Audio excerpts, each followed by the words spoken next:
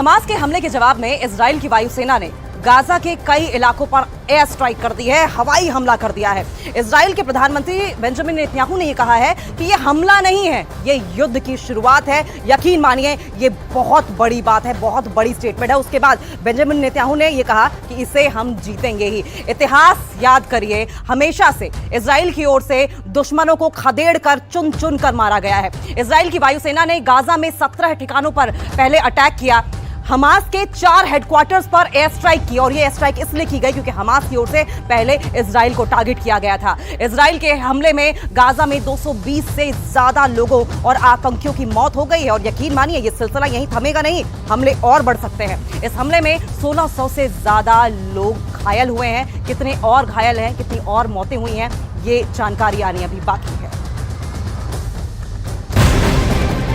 Hamas के हमले के जवाब में इजराइल की वायुसेना ने गाजा के कई इलाकों पर एयर स्ट्राइक कर दी है, हवाई हमला कर दिया है।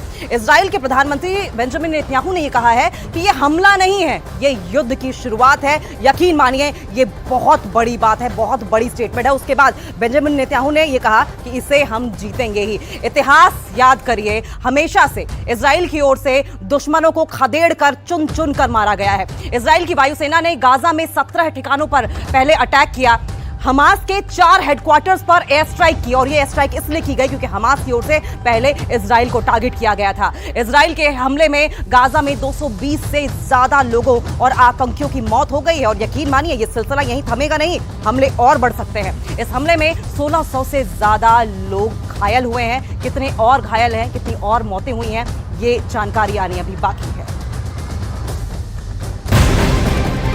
हमास के हमले के जवाब में इजराइल की वायुसेना ने गाजा के कई इलाकों पर एयर स्ट्राइक कर दी है, हवाई हमला कर दिया है।